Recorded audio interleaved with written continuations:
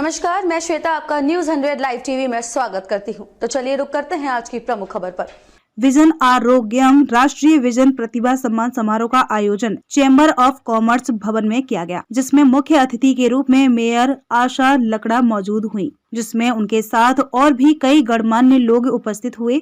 Vision आरोग्यम के द्वारा बहुत से शहीद की पत्नियों को सम्मान वितरण किया गया। संस्था के डायरेक्टर ने कहा कि हमारी संस्था शिक्षा के क्षेत्र में भी काम कर रही है और हमारा अभी मुख्य उद्देश्य लोगों को प्रैक्टिकल रूप से शिक्षित करना है। उन्होंने संस्था के कई कार्यों को भी गिनाया और कहा कि हमारी संस्था और असहायों को सहायता प्रदान करने का काम करती है। सुदूर क्षेत्र में बहुत से महिला पुरुष आर्थिक रूप से भी कमजोर हैं, उनको संस्था मदद करने का प्रयास करती है। इस कार्यक्रम के नेतृत्व कर्ता और डायरेक्टर राजू मिश्रा जी ने अपने जीवन को समर्पित करते हुए असहायों को मदद करने का काम कर रहे हैं।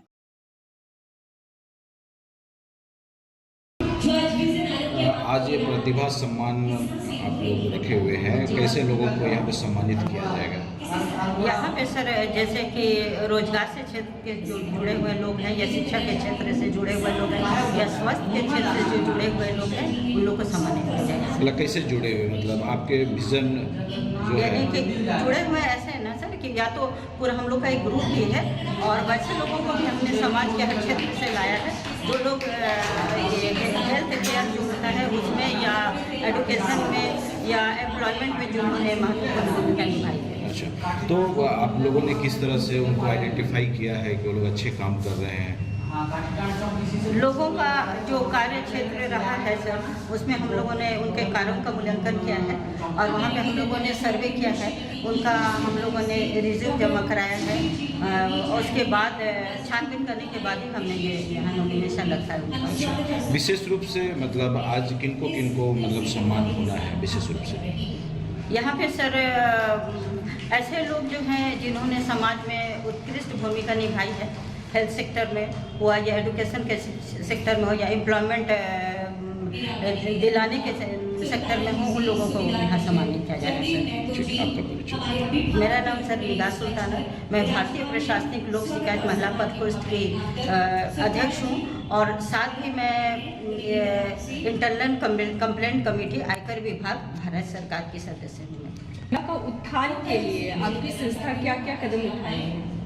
महिला के उत्थान के लिए हमारी संस्थाएं जो है वो निःशुल्क जो है वो प्रशिक्षण की व्यवस्था की है। मेरा खुद का कंप्यूटर सेंटर चलता है, झारखंड एजुकेशन सेंटर। तो मैंने ये सर्वे किया समाज में कि बहुत से ऐसी औरतें हैं जो due to lack of money शिक्षा प्राप्त नहीं कर पाती हैं, तो उन लोगों को मैंने 2 कैटेगरीज में देखा भी। थोड़ा कम पढ़ी लिखी औरतें या कुछ बढ़ी लिखी औरतें जो जिन्होंने पढ़ाई लिखाई की है वो कंप्यूटर से रिलेटेड उनको शिक्षा देती हूँ, और जो कम पढ़ी लिखी रहती हैं उनको ब्यूटिशियन, टेलरिंग, ये जो वोकेशनल ट्रेनिंग होता है ना वो मैं देती हूँ लोगों को। और आज के डेट में मैंने 97 से कोचिंग सेंटर ज्वाइन किया है। पहले तो अपने भाई के साथ में ही जो रांची का पहला कोचिंग सेंटर था SM कंप्यूटर, और मेरा भाई वहाँ का निर्देशक है मिस्टर मंजर इमाम।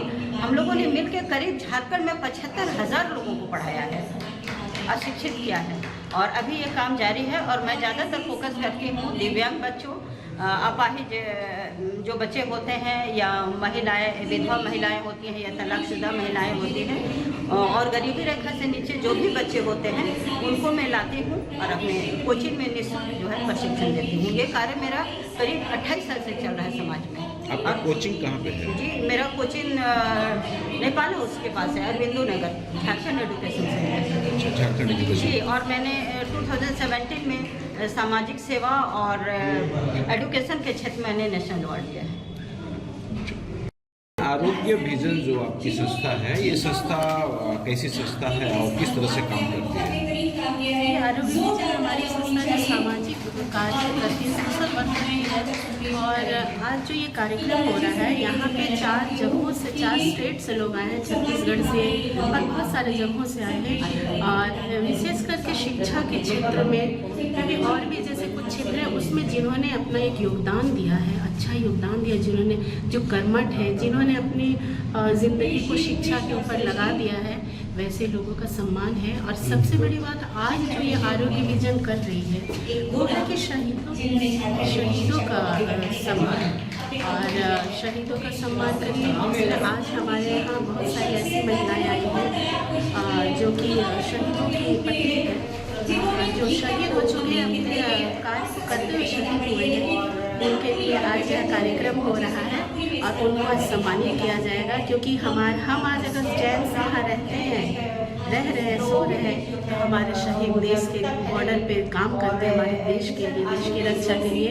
तो हमारे राजीव जी और प्रकाश जी और हम सभी ने मिलकर ये कार्य किया है कि शहीदों जो आज नहीं है उनकी अवहेलना न हो, उनकी पत्नियों को बुलाकर आज यहाँ सम्मान दिया जा रहा है। और आपके चैनल के माध्यम से हम संदेश देना चाहते हैं, जो देश के लिए मर मिटे हैं उनका सम्मान होना चाहिए। आज यही हो रहा है। और एक बात मैं ये देश के लिए कह दूँ कि हर हाल में हर जाल में रक्षा करेंगे हम, हर हाल में हर जाल में रक्षा करेंगे हम, है मादरे वतन तेरी पूजा करेंगे हम, पूजा करेंगे। आप हमेशा सोशल काम को लेकर के काफ़ी एक्टिव दिखती हैं, तो आगे आपका जो संस्था है वो किस तरह से आप लोग सुझाव दे रहे हैं कि अधिक से अधिक लोग आप लोग से लाभान्वित हों और जुड़ पाए? बिल्कुल, मैं IPGC में सचिव हूँ महिला प्रकोष्ठ की, और कॉस्मोस यूथ क्लब से भी जुड़ी हूँ, और आज जो विजन आरोग्य है उससे भी मैं जुड़ी हूँ। और हम लोग हर जगह जाकर के जो भी कुछ इलीगल हो रहा है उसको ठीक करना, और उसके बाद जो भी गलत कहीं भी हो रहा है वो ठीक करना, या फिर हम हमारी संस्था के माध्यम से जो लोग नीडी है जिनको की सहायता नहीं मिल रही, हम लोग जा करके देख रहे हैं कि इनको क्या चाहिए। शिक्षा का फोकस ज़्यादा है हमारे संस्था का, और इस तरह का कार्य हम आगे भी करते रहेंगे संस्था से जुड़कर भी। और मैं इंडिविजुअल भी अपने भी तरीके से, चूँकि मैं आर्टिस्ट टी सीरीज सिंगर हूँ और आस्था चैनल से हमारा लाइव भी होता है, तो मैं बच्चों में जो वैसे बच्चे हैं जो गरीब हैं और बहुत दूर दूर तक जाकर के मैं शिक्षा, संगीत की शिक्षा भी उनको देती हूँ, सिखाती हूँ, और बहुत सारी संस्थाओं में सेवा भी देती हूँ। जैसे मैंने मिमिक्री किया, कुछ किया, तो मैं निःशुल्क ये सेवा देती हूँ। हर तरफ से चाहती हूँ कि अगर मेरी ज़िंदगी कभी देश के लिए या समाज के लिए काम आ सके तो मेरे लिए बहुत गौरव की बात होगी, मैं गौरवान्वित होंगी, क्योंकि हम भारत देश के इंसान हैं, हमें कुछ करके जाना है। और इसलिए बस हमारी ये कोशिश है कि संस्थाओं के साथ जुड़ के भी और इंडिविजुअल रूप से भी मैं लोगों के लिए कुछ काम आ सकूँ, तो मेरे लिए गर्व की बात है। शुक्रिया। मैं Reena Shri T series singer, Aastha channel artist और IPGC की महिला प्रकोष्ठ की सचिव।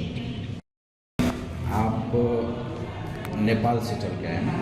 नेपाल में हमारे दादा दादी लोग रहते थे, और हम लोग तो इंडियन गोरखा कहलाते हैं। हमारे पापा भी फौज में थे, हस्बैंड ससुर भी फौज में, और हस्बैंड भी फौज में। तो आज भारत देश के लिए आप लोग मर मिटने के लिए तैयार हैं? हाँ, मर मिटने के लिए तैयार हैं, और हम लोग सदियों से ही देश का सेवा करते आए हैं। गोरखा लोग तो सेवा करते ही करते हैं, और मैं भी झारखंड आंदोलनकारी में, झारखंड में मैं भी समाज सेवा करती हूँ, अपने समाज में भी, और बाहर निकल के भी माता बहनों को जो भी तकलीफ होती है तो मैं उसके लिए आगे तत्पर खड़ी रहती हूँ। किस तरह का सेवा आप करती हैं? मतलब क्या, मतलब कैसे महिलाओं को मदद मिलती है? हाँ, महिलाएं जैसे तभी कुछ महिलाएं कोई घर से प्रताड़ित है, या कोई हस्बैंड से प्रताड़ित है, या कोई मतलब गरीबी के कार्य प्रताड़ित है, तो मेरे समक्ष जितने सक्षम मैं रहती हूँ, रुपये पैसे से हो या शरीर से हो या समय से हो, मैं उनके लिए आगे खड़ी रहती हूँ।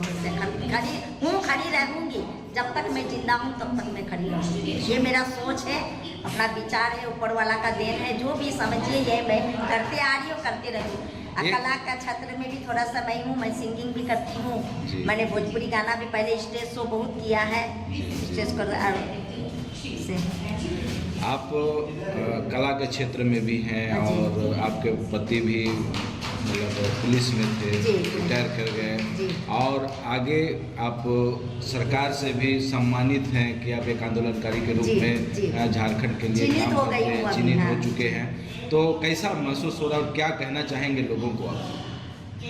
लोगों को मैं क्या कहना चाहती हूँ, यही कहना चाहूँ कि जो भी अपने स्तर से जो बन पड़े, भाई हो, बेटा हो, बाप हो या महिला हो, दीदी हो, बहन, यही करना चाहूँ कि जब तक जीवन एक बार प्रभु देती है, भगवान एक बार जिंदगी में धरती पे देते, तो कुछ करने की सोच के ही करें। जीना तो ऐसे भी आप सो के भी दिन काट सकते हैं, खट के भी। तो मैं चाहती हूँ कि हाथ पैर जब तक सही सलाम लोग अपने लिए भी करो, परिवार समाज भी देखो, बाहर भी देखो। यही मेरी सोच है। इसी के लिए मैं आवेदन करती हूँ सबसे, कोई भी क्षेत्र हो जिसमें आपको दिल लगे वो काम आप करो। लोगों का सेवा करना सेवा चाहिए। करना जी, सेवा करना किसी माध्यम, गीत संगीत किसी भी माध्यम से हो, या गीत संगीत से हो, या अपना समाज सेवा से हो, या पैसा जितना अपना सक्षम उस हिसाब से जहाँ से सामर्थ्य जहाँ सामर्थ्य हो। आपका परिचय। मेरा नाम पुष्पा बरदेवा, झारखंड आंदोलनकारी।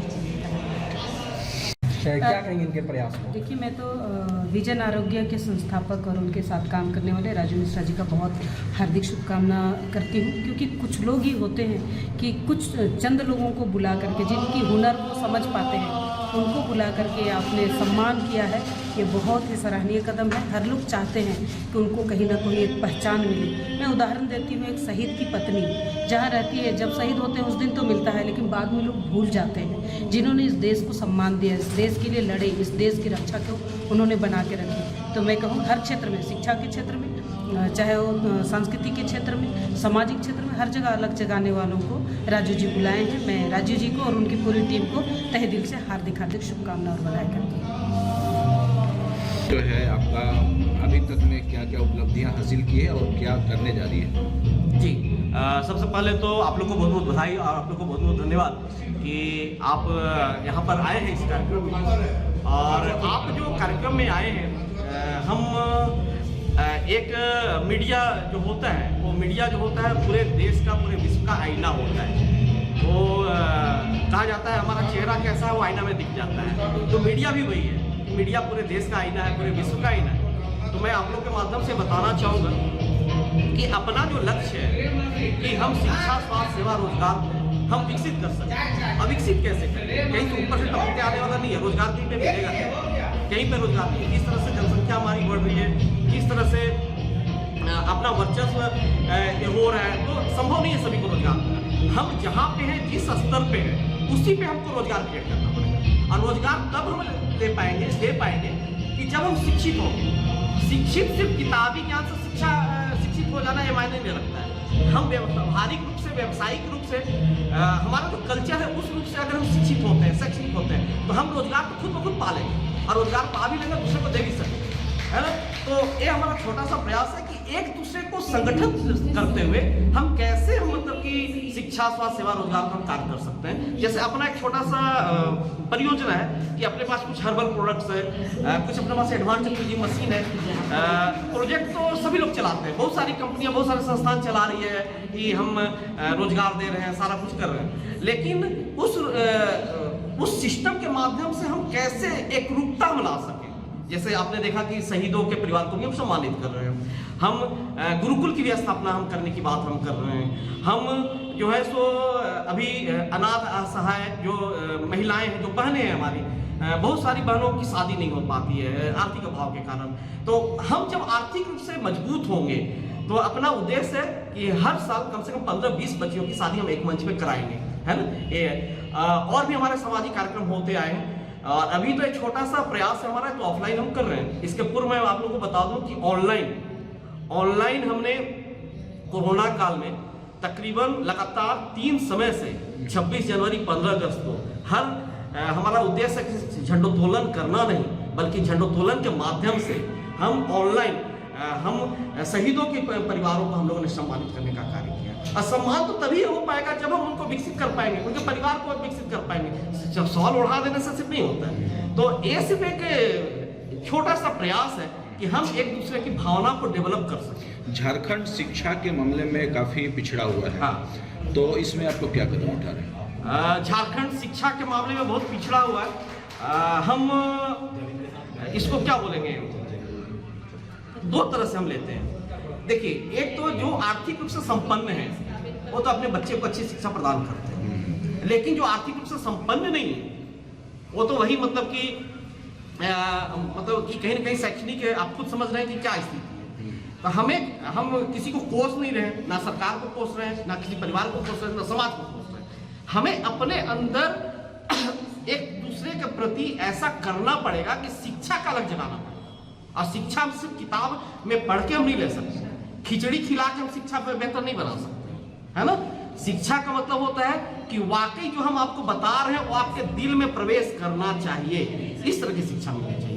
तो आर्थिक रूप से जो कमजोर है उन लोग के लिए हम कैसे करें, तो ये बस ये छोटा सा प्रयास है कि मिलजुल के कुछ स्टार्टअप करें। बेरोजगारी एक कैंसर के रूप में भी चल रही है। आज जितने भी पढ़े लिखे लोग हैं उनको कोई रोजगार उपलब्ध नहीं हो पा रहा, सरकार की तरफ से भी नहीं हो रहा है, कंपनी की तरफ से भी नहीं हो रहा है। नहीं, कुल मिलाकर कहीं हो भी रहा है तो शोषण हो रहा है। नहीं, कुल तो इसमें आप लोग क्या पहल? कुल मिलाकर मैं बता रहा हूँ, देखिए अगर हम जागरूक हैं, कुल मिलाकर वही चीज, सब मिलाकर वही चीज हो जाता है, शिक्षा हो जाता है। अगर हम जागरूक हैं तो ना हमारा शोषण हो सकता है, ना हम शोषित हो सकते हैं, है ना हमें कोई शोषित कर सकता है। अगर हम जागरूक हैं तब, और अगर हम जागरूक नहीं है तो कोई भी शोषित कर सकता है, कोई भी शोषण कर सकता है ना। तो हमें जागरूक होना पड़ेगा, और जागरूक तभी हम हो पाएंगे जब हम व्यवहारिक और व्यावसायिक शिक्षा लेंगे, किताबी ज्ञान सिर्फ नहीं लेंगे। और इतिहास पढ़ने से इतिहास हम नहीं बना सकते, वर्तमान को बेहतर बनाकर हम इतिहास जरूर बना सकते हैं। और वर्तमान हमारा तभी बेहतर हो पाएगा जब हम शिक्षित हों। उसी दिशा में हम छोटा सा प्रयास करें। जी, खबरों में अब तक के लिए बस इतना ही। फिर होगी आपसे मुलाकात ऐसी किसी बड़ी खबर के साथ। तब तक के लिए नमस्कार और देखते रहिए न्यूज़ 100 लाइव टीवी।